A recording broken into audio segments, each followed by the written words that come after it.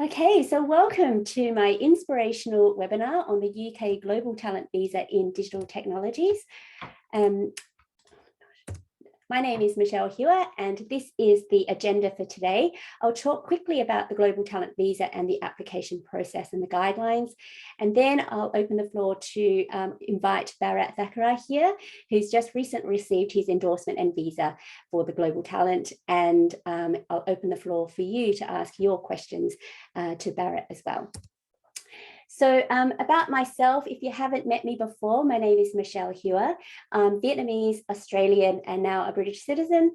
I'm a global talent visa coach, and in 2016, I received my endorsement for exceptional talent, and I was the Tech Nation visa ambassador for a few years.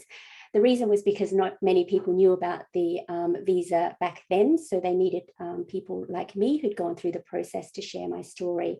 The great thing about it is after 3 years, because I got exceptional talent, I was able to apply for indefinite leave to remain, which is like a permanent residency. And then shortly after, I was able to get my British citizenship. I was in the UK for 7 years. I based myself in Manchester, London, and Newcastle. Before I became a tech entrepreneur, I was a solicitor in Australia, but got bitten by the tech bug and started my startup called Made with Love. Now, how I came about doing all this is I wrote a blog about my journey that went viral. And then I started writing more blogs about people that I knew who got the visa as well. Over, I think, about 5 years since I've been doing this, I've helped over 500 tech entrepreneurs, senior execs, and tech employees. My success rate is 90%. Some of my clients have received a successful result within 3 hours to 27 hours. The usual rate for the time for when they get a result is about 3 to 4 weeks, but it can take up to 8 weeks for a decision to come back from Tech Nation. Some of my clients have worked for big companies, as you can see, WhatsApp, Sony, LinkedIn, Facebook, Google, Zoom, Oracle, but then I help, a whole range of people from startups, CTOs, graduates, digital marketers. You can see it, the range of people I help is far and wide, especially because the tech sector is so diverse. So over the years, I've been featured in lots of magazines while I was doing my startup, and also I advocate for women in tech and diversity in tech, and I try to be involved in the community as much as I can. I get featured, I get interviewed, I write blogs and articles, and this is the type of thing that they want to see under the leadership criteria, which you may have seen, so I'll go through that. And this is the blog that I wrote, which went viral. It's on my website. It's about my story, about how I got it. And it was right when, the announcement of Brexit happened. So that was in 2016. So here are some of my successful clients. They come from all over the world: Nigeria, US, South Africa, Egypt, India, Mexico, Ukraine, and Pakistan. So these are just some of my clients that I've helped over years. Not everyone wants to share their story, so I'm extremely grateful when they do share their story. These, my successful clients, are either in my blog or in my YouTube channel where I interview them. So just briefly, what is the Global Talent Visa? It used to be called the Exceptional Talent Visa, which is what I applied for, but it's now called the Global Talent Visa, same thing. It was introduced to allow highly skilled entrepreneurs and talent in digital tech the ability to apply for the right to live and work in the UK for up to 5 years. It's a 2-stage process, so you have to be endorsed by Tech Nation, and once you're endorsed, then you can apply for your visa. And in order to be endorsed, you need to meet the strict criteria that's set by Tech Nation before you can apply for the visa. You'll see that it may look like a job application, but it is more than a job application when you go through the criteria, which I'll talk a little bit about. And the Global Talent Visa has many strands. So there is the tech strand, but there's also other strands like architecture, fashion, engineering, research. And this is because this is a digital tech strand. If you search #TechNationVisa, then you'll find out more information about the tech visa. So some of the benefits is you get the freedom and flexibility to live and work in the UK for up to 5 years. And this is why I chose this visa. I had an entrepreneur's visa, but that was very restrictive. And so I decided to switch to the global talent. You can apply for indefinite leave to remain and British citizenship. You can also bring your dependents with you, which is a great way to bring your family. You can register a UK limited company on this visa. You can also work for a tech company without the need for a company sponsorship. So either people come over here and, work wherever they want to, or they have an existing visa and they want to switch to this visa. And it really does give you that freedom and flexibility because it's attached to you. You can go for any job you want to, and there's no restriction about, whether or not you have a visa because you have your own visa. And it is quite cost effective in terms of the application fee, not only for the stage 1 endorsement, but also for the visa fee. It's also quite cost effective. The only thing that's quite expensive is once you go for the visa, you have to pay for an immigration health surcharge. And that's everyone has to pay that. It's a medical sort of fee. So you get access to free healthcare. Well, you have to pay for it, obviously, but then you get access to healthcare.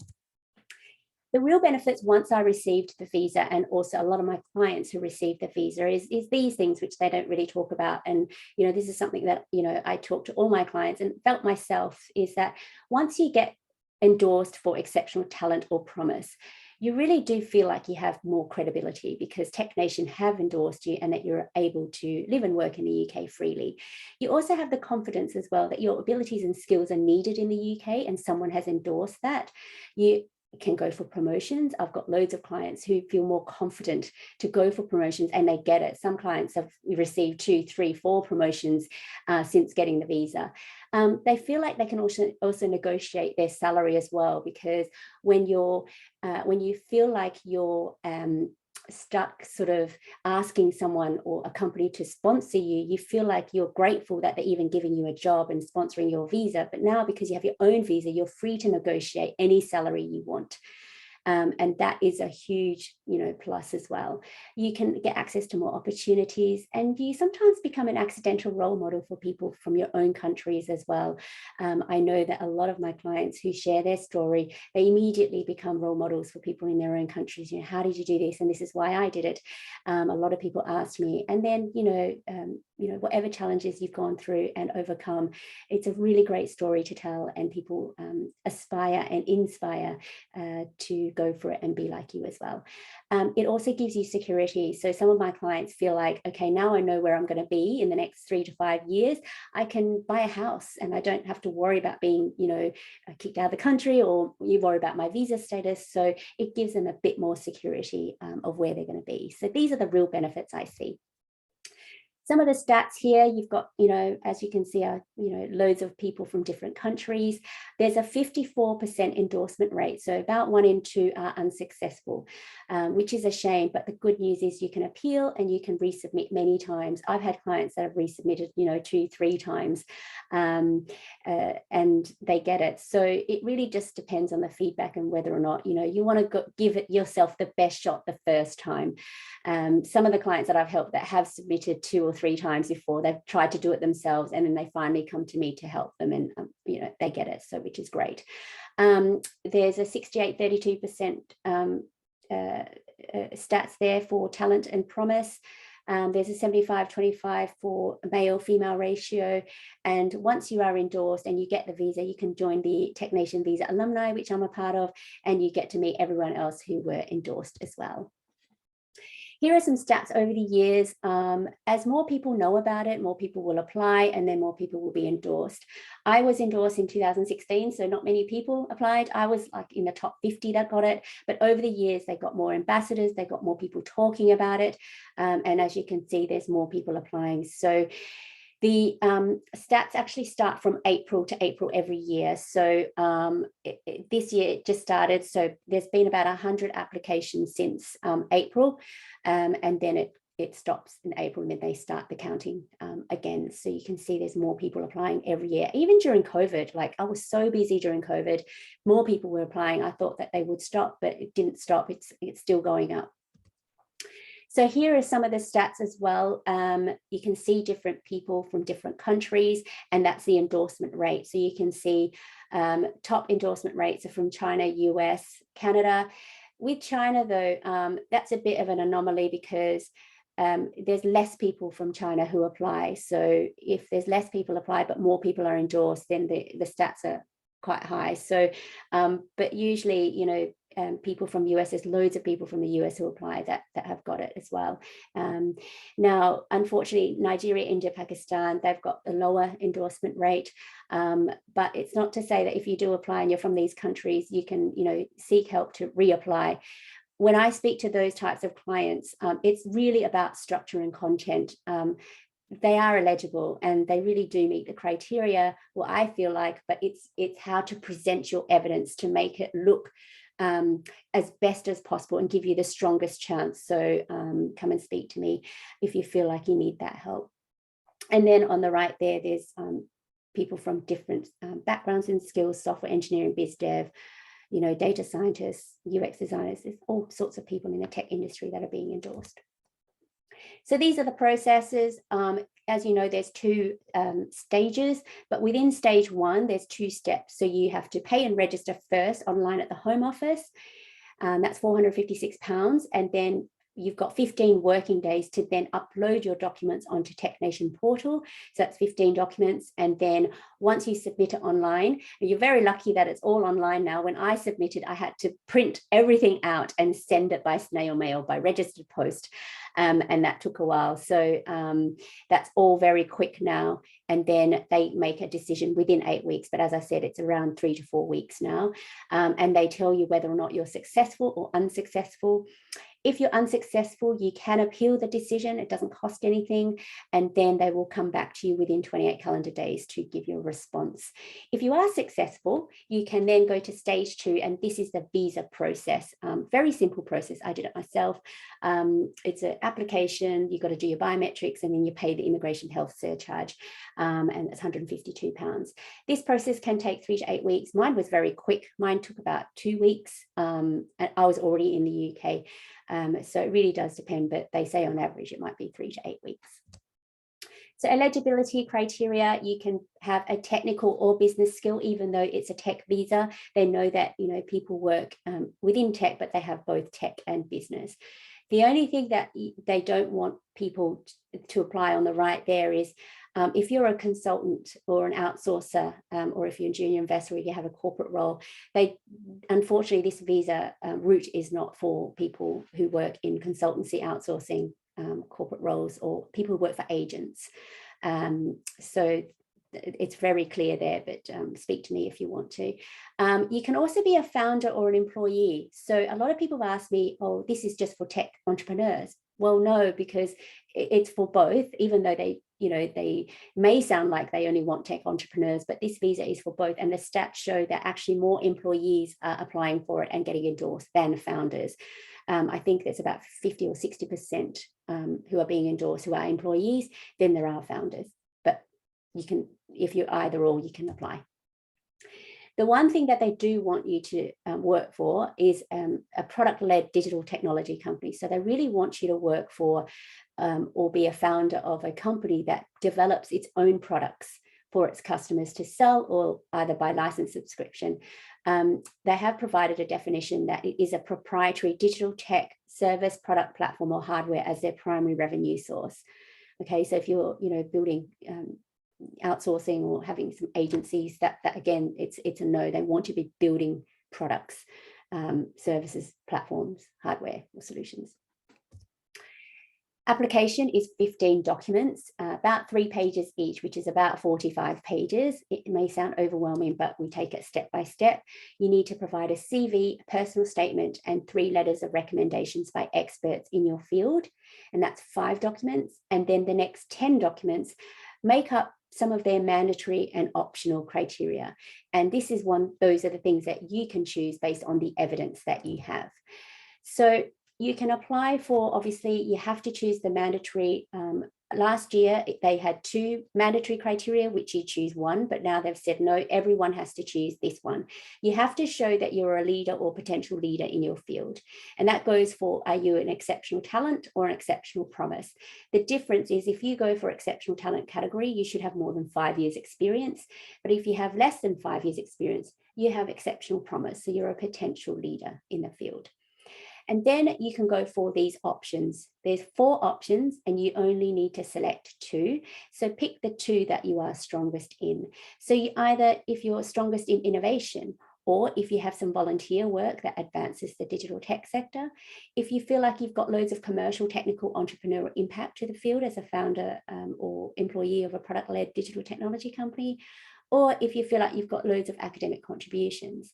Now, each of these criteria needs at least 3 examples, and that's why it makes up the 10 documents. 3 examples each is 9 documents, but then you just add in the extra document, the 10th document, to whichever one that you've already chosen to strengthen your application. Okay, so that's kind of it in a nutshell, but I will go through it further in another webinar that I will run in a few weeks' time, and I'll let you know when that is. So I know you may have loads of questions, and lots of people do when they go through it. You know, it might be overwhelming. Are you eligible? How do I present my documents? What is relevant information? Because a lot of people have so much information. What do they choose to put in their application? Who can be my experts? How do I show my innovations and my impact? And how do I show that I'm an exceptional leader? And if some people have been unsuccessful, what should they do? Should they appeal or should they resubmit? Because you can resubmit if you are unsuccessful. And that's a great thing about this. You can keep going because they always give you feedback. Okay, so those are the types of questions that people have, and I can certainly help you. My website is here. Just go into www.michellehewer.co.uk. If you wanted to fill in my eligibility questionnaire first, I can assess you, and then I can invite you to book in for a free 15-minute discovery call. So we can have a chat about what you've done, show me your LinkedIn profile, and then I can determine and help you whether or not you're eligible, so you can go to the next step and apply. So some of my top tips as a recipient and as a now coach for helping people, starting early is really important. You need to budget, obviously, if you've got the funds, if you've got the time. Everyone is really busy now. During COVID, everyone was at home, but now that the world has opened up, you really do need to start early and plan properly. You also need to implement, and implementation meaning to gather all your documents together. It took me 3 months to do my own application. I had no guidance because I was one of the first few that actually started doing it. So we had no guidance at all. Now there's lots of people that got it. So, you know, again, do your research. And then once you submit and you wait, you may get an unsuccessful result, but then you can appeal, and that takes time as well. So if you're on a deadline, just plan for in case you are unsuccessful and you can appeal. Sometimes, you know, I help people in the appeal process and the decision is reversed and they get it, which is quite stressful, but there's a big relief there. Also, have your application checked before submission. I review a lot of applications before submission, but then unfortunately when they are unsuccessful and I review it, it's like, oh, I should have looked at it before you submitted. So there's no harm in getting it checked before submission, so someone else can look at your documents. Your network is your net worth in this process. You need to rely on your experts and your support people to help write letters of references for you, who can confirm and validate your work. And this process is really about self-promotion. You really need to be good at highlighting your achievements and your strengths. I work with a lot of people who struggle with that, and I struggle with that as well, because you don't really want to brag or, you know, seem like you're saying stuff about yourself that it's very uncomfortable, but you have to, because if you don't say how good you are, the assessors aren't going to see that. So you really do have to showcase your achievements, highlight your strengths, and talk about your work and the achievements and the impact that you made. And also prepare to put in the hard work. This is not easy. I've been through it. I've helped clients through it. But once you put in the hard work, hopefully the rewards will come. It's the bigger the reward, the bigger the investment required by you. I'm so glad I did it, even though it was very stressful, and all my clients as well. But there's such a relief at the end, and it just gives you the freedom. For me, it was about freedom and flexibility. And now I'm a citizen, I don't have to worry, but it takes work. Okay. So that's it in a nutshell. I hope that you were able to get some really good insights from that. But here I'd like to introduce Bharat Thakarar, who will give you even more insights. Just going to stop sharing and invite. Oh, hi, Bharat. How are you?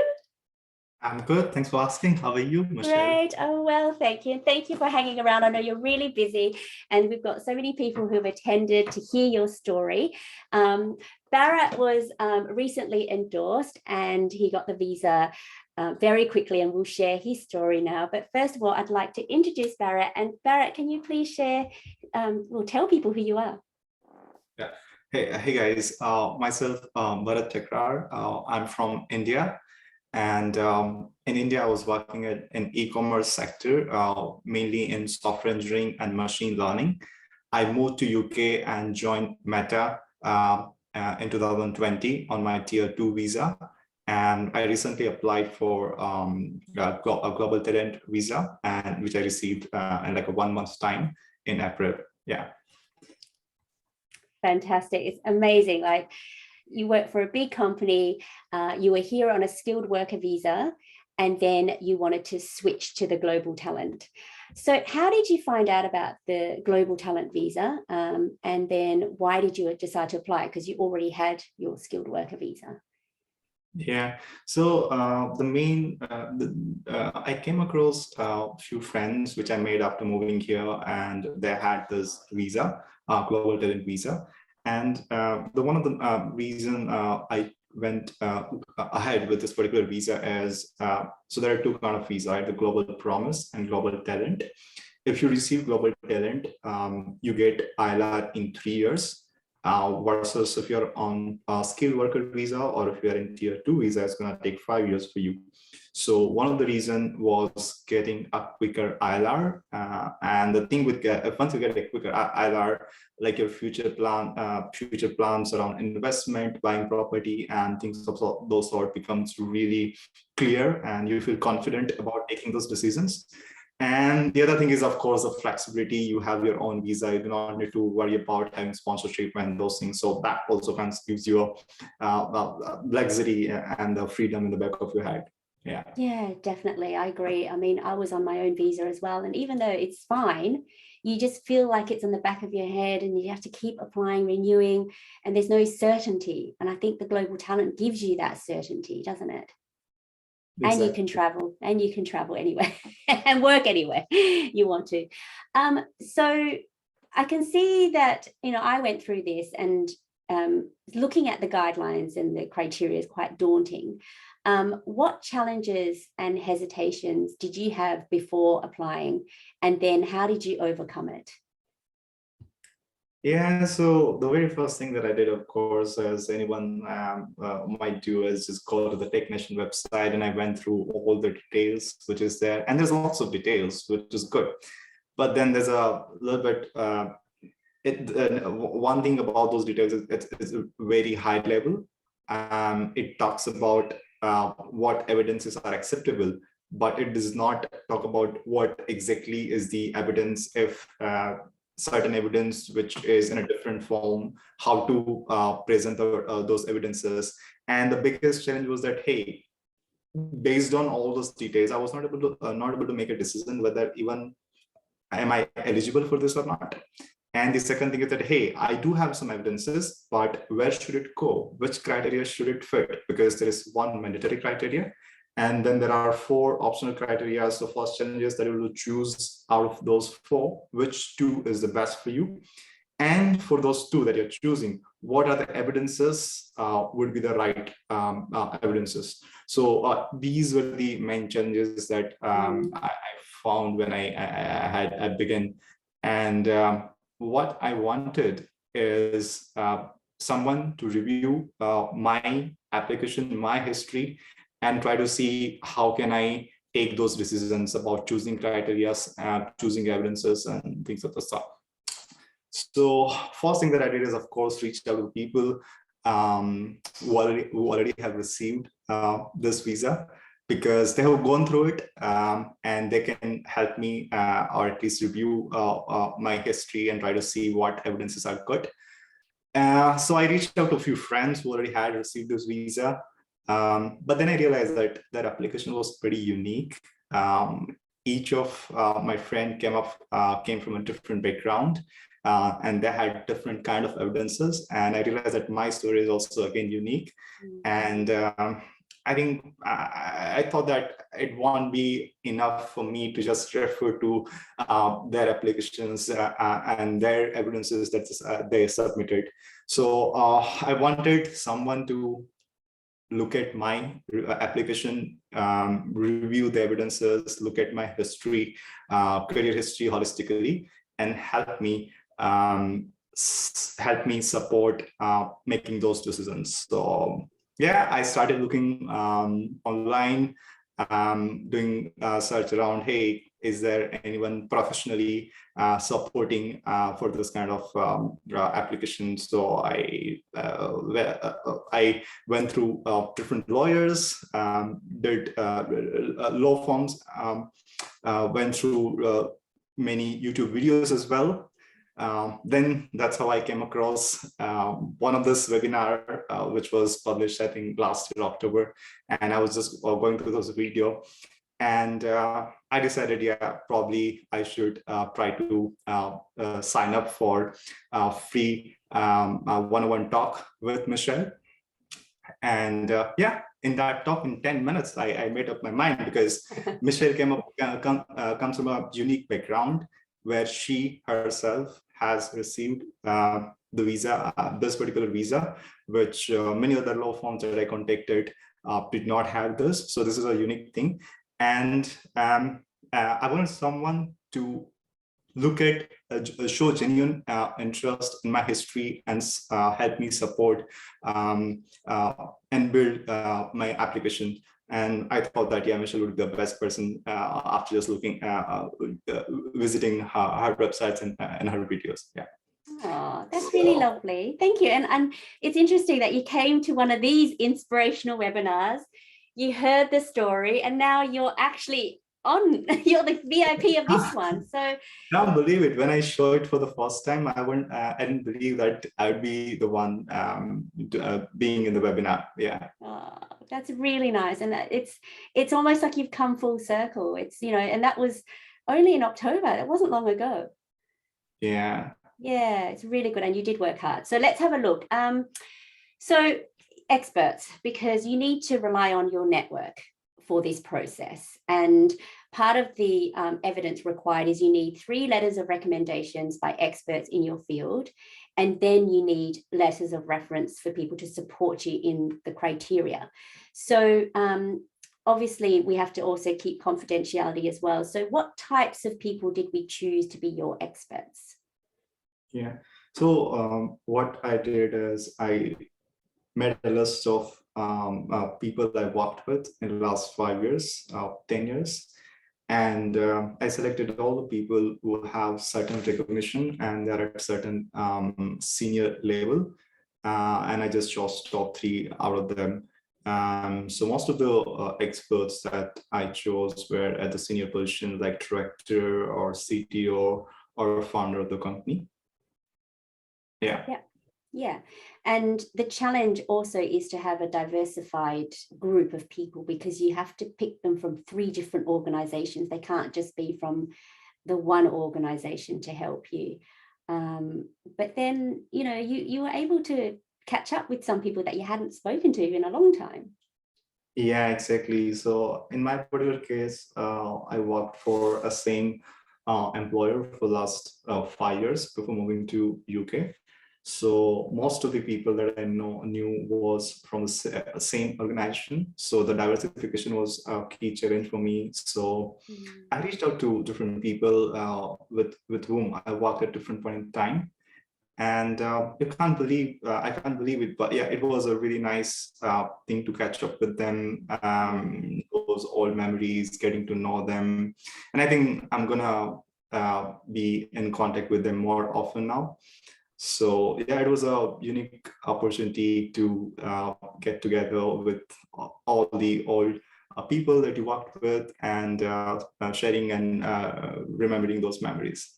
Yeah, that's really nice. And then you inspire them as well. So that's really nice. So, okay, so now that they're the experts, what criteria did we decide? Because there's 5 criteria as I talked about, and you had issues with what criteria and what documents for each criteria. So what ones did you select in the end, or that we decided was best for you? Yeah, so as far as the criteria, there's a one which is mandatory leadership one. So there's no question over there. In optional criteria, there are 4. And in my looking at my background, I had lots of experience in building machine learning algorithms, novel machine learning algorithms. So I had done lots of innovative work in the field of machine learning.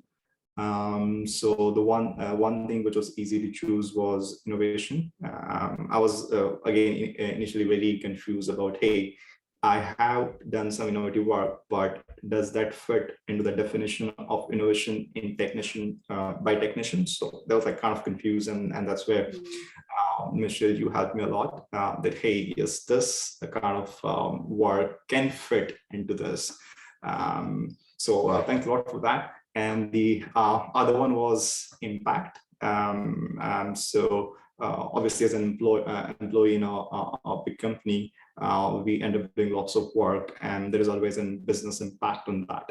So again, I was confused whether that impact classifies or is considered impact by technician or not. And the key challenge over there in the impact part was what kind of documents to submit, because how do you prove an impact? You can say that, hey, I have made this impact, but you also need to show evidences. So there was again one challenge which I had, and what we decided is that we can just submit the reference letter from the people with whom I've worked and who have witnessed my impact. So yeah. Yeah, there's lots of different ways. It's interesting because when I talk to a lot of my clients, they're so busy doing their work. You get projects, or you have to do the work and you do it. And then you're so busy, you move on to the next one. But you don't stop and think about the impact that you've made to the company, to your customers, overall to the field as well in general. So it's a really good chance to reflect and to stop and think about, actually, what did I achieve? I achieved loads. And I think now, hopefully, when you do something, you're going to look for your impact now. Before you get on to the next project, you want to go back and say, okay, what did I achieve for them? And write it down and note it down. And that'd be good for any of your performance reviews, any further interviews that you go on, is focus on your impact, because most people can do the work, but having that impact is key. Yeah, exactly. Sometimes we are so busy that we do not look back and try to see the impact that we have made. And this was kind of a unique. During this application, I did that process of looking back at my history, key milestones that I achieved. So it was kind of like looking back at your life for the last 5-10 years, and wow, that was a really nice journey. Yeah, it really was. And I really enjoyed listening to all your stories and all the really innovative projects that you worked on. Now, we're going to talk a little bit about confidentiality, because I get a lot of questions about showcasing work that's confidential. And I completely understand it. I'm a lawyer. I used to be a lawyer. And also, you all sign NDAs for your jobs, and even technicians say that whatever you submit is also confidential. But still, you just want to hold things back, and you don't want to disclose everything. So for you, we picked, projects that were highly innovative, but also kept back the confidentiality. It's a hard balance, but I think, we were able to do that. Yeah. So I think the one of the thing is that obviously you need to make sure that you are following all the contracts that you signed with your current employers or the past employers. A good thing that I suggest, or at least what I did, is to reach out to them and be clear in terms of, hey, there are certain things from the past work that I've done with you. I'm going to use that in my application. And sometimes what happens is that even the work is confidential, there is some aspect of the work or high level details of the work. You can still use it. And that's enough, as long as there is enough material to show an impact. And as long as you can show it that this is the work that you worked on, I think that is enough. Yeah, that was really good. And you were very good at that. And we worked on it. And we gave some really good examples. So just looking at, okay, let's look at the timing of your application. We did mention that, but when did you submit, like the dates? Let's go for the dates. Yes, so I submitted my documents for stage 1. Which happens with technician on 23rd of March. As we were talking in your previous slides, it takes around 6 to 8 weeks. But surprisingly for me, I received it in 10-11 days, like less than 2 weeks. So I received the decision on endorsement on 4th of April, so that's around 11 days. Then I submitted my stage 2 application, and surprisingly, I received a decision within on the next day, in a 1 day. So so I received my visa on 20th of April. That's amazing. That's really good. But the preparation was a lot longer than than the actual endorsement for both the technician and for the visa. Because we took a good 2 months to 2 to 3 months to prepare your application, but it was very nice. And it was really nice to get that decision so quickly. I was finally, after 2 months, you're preparing like 45 pages of document and still confused at the back of your head whether these are the right evidence to submit or not. And then you go ahead and you get a decision pretty soon. So there was a really happy moment that, hey, yes, finally, this is done. And it was a big thing. It's almost, it is true. The bigger the reward, the bigger the investment. So you did invest a lot of time into this. You spent extra time doing your application. Can you share some advice now that you've gone through it the first time, which is great? Looking back since October to now, what would you say to someone who's going through that process? I think the very first thing is that understand the process. The main challenges is to understand what kind of evidences you have, what kind of criteria is the best for you. And I would suggest that if you want your decision really fast, and if you do not have much time, because it's really hard to get that much time while you're working, and you need 45 pages of evidences, and there are so many details that needs to go there. And if you miss some details, or if some of the details goes into a different criteria, then our application might not come out really strong. So first of all, understand the process. The key thing is to understand the process, understand what criteria works for you and what evidences work for you. And I had so much confusion about this part initially that I just went with a professional, a person who can help me with this, and I just reached out to Michelle. And I enjoy this process a lot, working with you, Michelle. It was a really nice process. I learned a lot about myself. I learned a lot about, I revisited my 5, 6 years, 10 years of my tech career. And all the milestones that I achieved, and we discussed about all those milestones. So those were really nice process. The very first tip that I have is that try to understand the process, try to see what criteria fits with you, what evidences that you have. So that's the very first thing. And the other thing is time. It takes a lot of time. There are 45 pages of documents. You need to write it in a correct format. You need to make sure that it has all the details.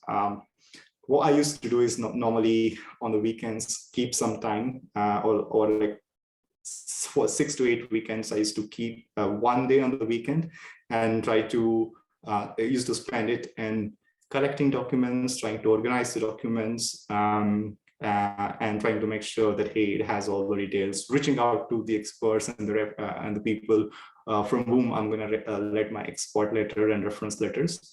So yeah, you need to invest some time as well, and you will make sure that you're planning it well. As Michelle started in the beginning, start as early as possible. Because it is going to take a while. There are 45 documents and it's a lot of documents.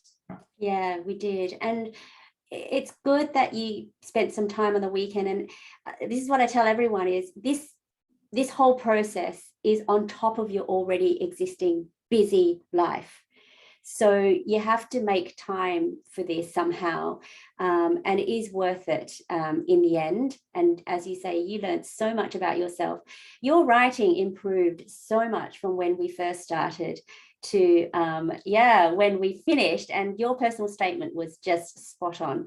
But can you share what you actually bought in the process? You've got it there.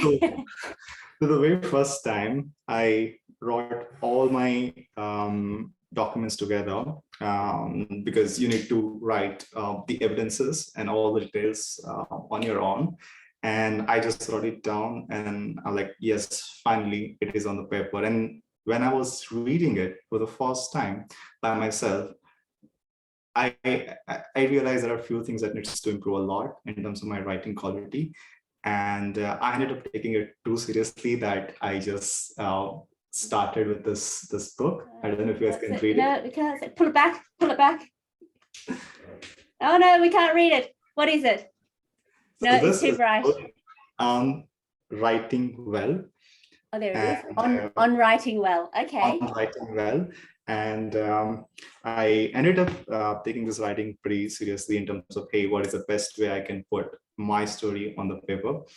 And normally you have lots of things that you want to add, and there's a limit. For example, your CV your personal statement has to be in some 500, 10,000 words or something. So you need to make sure that whatever you are putting in is concise, but is still strong enough to convey your story. So me and Michelle worked a lot in making sure that how can we bring out the best story, and in that process I ended up improving my writing a lot. Yeah, so much. I'm so proud. And if you wanted to type in the chat the title of the book and the author, then people can look it up, because yeah, it's we couldn't see the cover. So you did learn a lot about yourself, your strengths, a few weaknesses, but look, you discovered your weakness yourself and you went ahead and tried to improve, which is great. And this process is about progress. You're never going to be perfect as you want to be, so it's a journey to get there, and you did bring it to the table, and seeing that progress made me so proud. So what are your exciting plans now that you've got your visa? You're in a beautiful home. Yeah, I think the main reason, as I mentioned, right, for me to get visa is to get and quicker ILR. So I've already been on tier 2 visa for a while, about a couple of years now. So, and once you get this visa, you get a quicker ILR. So in a year of a time, I'll get my ILR. So that's something which I'm looking forward to, and yay. So once that's done, it gives a lot of flexibility and freedom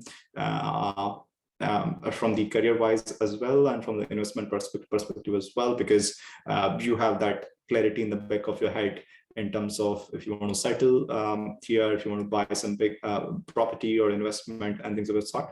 So yeah, looking forward to all this exciting stuff. Yeah, just start your life like knowing that you're staying if you want to, and if you leave, you can always come back.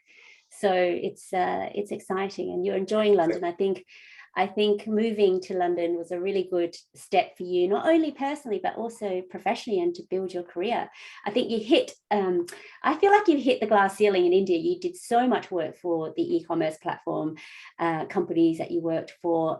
You got to such a high level, and then moving to London in the UK, you're working for a big tech company, and it's your oyster now. Like you've got so much freedom and flexibility, but you still enjoy what you do. So you've got lots to learn and explore and find out more about yourself, because you're only just starting, I feel like.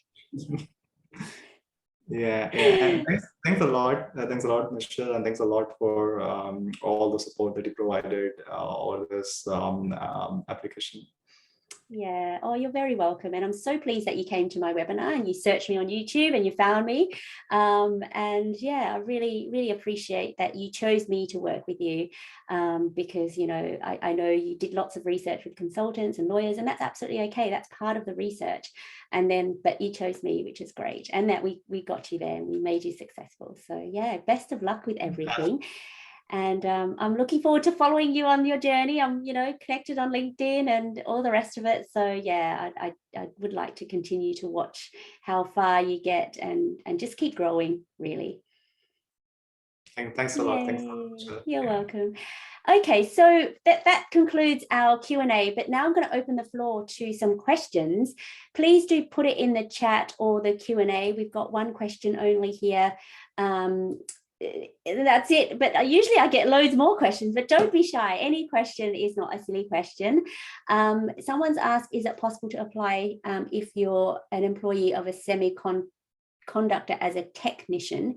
It depends if you fall within the technical skills under the technician website eligibility. So have a look at that and see if you fit into any of those. And if you don't, the tech sector moves so quickly. So it is up to you to convince the assessor that you do fit in, and then you'll explain how and why do you fit in and what have you achieved, or innovations, and obviously your impact. So it does I'm sorry, but the answer does depend, but you can book in for a free discovery call and we can have that chat. It is interesting, Bharat, you did mention before that everyone's case and story is different. And this is why I love doing what I do, is I do not meet two Bharats. I do not meet, two of the same people. Everyone, even though you have a similar background, you have a different story. And it's trying to tell that story. Your story is unique. Every application that I work on is unique. So I love hearing lots of stories. Yes, your work might be similar, but you come from different places and you have different experiences and you have different achievements, even though your background is the same. If you work within an operations department for a fintech, would you be eligible? Potentially, yes. They do have ops, people who work in ops. Depends what projects you've worked on and what products you've worked on as well to help with the ops. I get a lot of people who work in HR and things like that, which is a bit like ops, but unfortunately HR is not one of those skills which is under the business skills in technician websites. So have a look at the website, see if you fit under technical or business skill. If it's ops, then again, it's to convince the assessor, okay, how are you eligible and why are you eligible to apply? How many other evidences did you submit? Aside from the 3 letters of recommendation. So there's, so you need your CV, your personal statement, you need 3 letters of recommendations by experts, and that's 5 documents. And then the 10 documents is made up of the mandatory and optional criteria that you select, and that's 10 documents. And then, and Bharat spoke about some of the evidence letters. What did you put under leadership? You didn't mention your leadership examples. Yeah, so I think in my case for leadership, I had given certain talks at national level. So evidences of that talk was one thing that I submitted. The other thing that I submitted was an academic contribution that I had. So that was the second thing that I submitted. And the third thing that I submitted was I had conducted some machine learning lectures. So I had proof of that on YouTube. So that was the third thing that I submitted. Yeah. So these are the three things that I had submitted for leadership. Yeah. Do reference letters need to be exactly 3 pages? If they're expert letters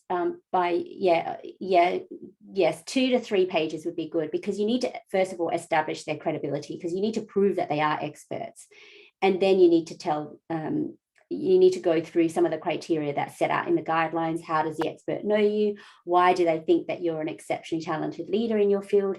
Give specific examples. And why they think that you're a good contributor to the UK tech sector. So when I read letters, and especially when people are unsuccessful, and I read expert letters of recommendation that are only 1 page, it doesn't give enough of a story about you. So 3 pages definitely, if you can. Plus you have to put their CVs attached to that. So the CVs are in addition to the 3 pages. Yeah, so Victor's asking for a mix. Must the 10 documents be a mix of mandatory and optional criteria? Yeah, so basically 3 documents per criteria, which takes up to 9. And then your 10th document will be the extra one that you've selected. Okay, and they can be from different companies or from the same companies. You want a well-balanced application. So you don't want to give like all examples from the same company. Try to pick examples from different companies, and there must be product-led companies as well.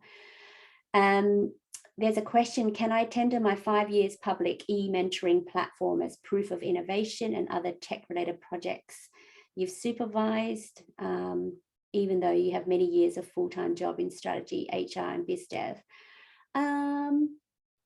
Yes, I think you could.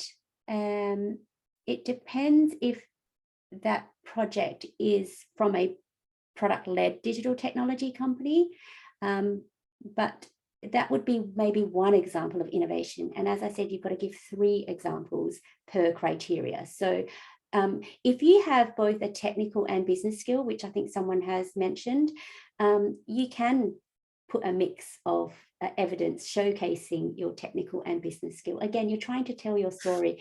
The criteria is very black and white. But we as people are not black and white, we're gray. You know, you see my background, it's a very gray background, but you try and make it as black and white as possible for the assessors, but you still have to pad it out with your story to tell a good and strong story about yourself. A sales leader in a fintech company, yeah, you could be, depends where you work at the moment and what did you do. There's criteria again set out, so book in, complete my eligibility criteria, and I'll have a look at your background and then discuss with you. There's one thing being eligible, as you know, and Bharat knows this, he's definitely eligible. The second step is meeting the criteria, and that's where the challenges of, you know, what documents, how do I present myself, how do I tell my story in the best way. I think that they're 2 separate things. And Bharat, we were able to immediately see that you were eligible, but then, yeah, the harder part is how do I meet the criteria, and how am I going to be successful in meeting the criteria?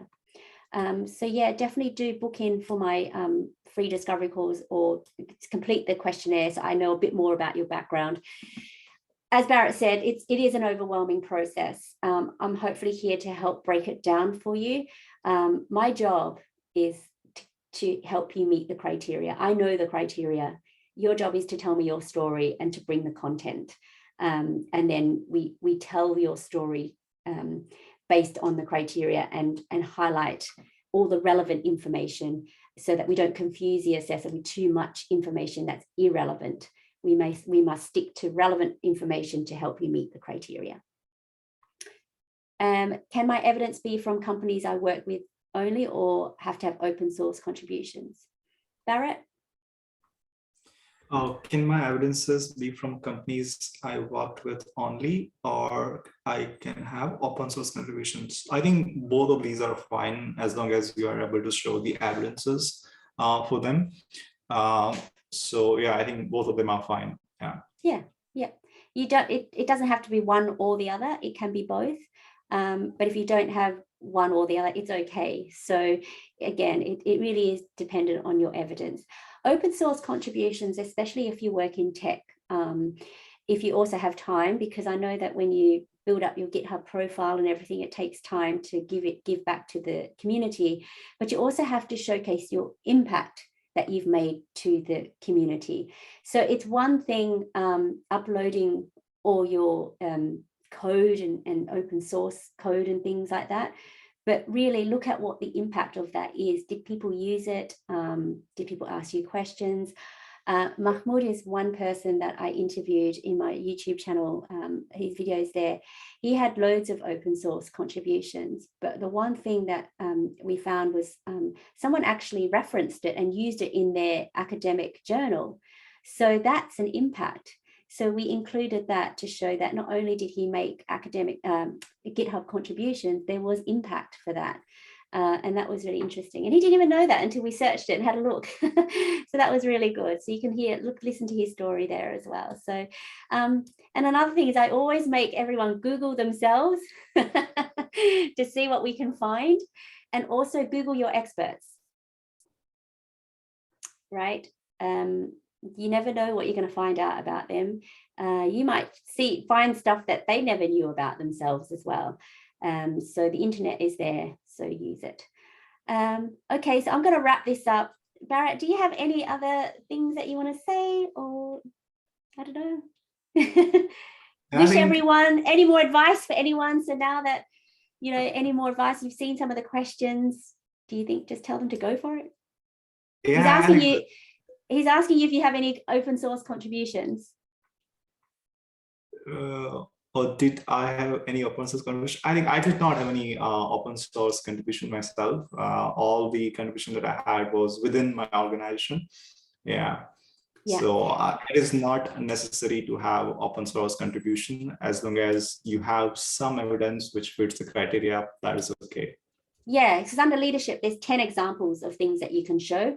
And open source is one of them, but because Bharat was also working for his company and everything was highly confidential anyway, we didn't pick that, and that's okay.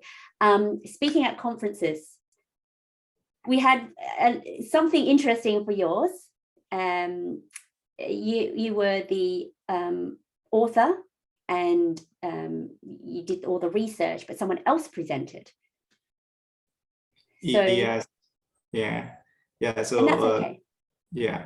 Yeah, and that's okay. I mean, I spoke at lots of conferences, but if you have a hand in writing, co-author, doing all the research background for someone else to present, so long as you can showcase how and why did you contribute and the impact of that, then that's okay as well.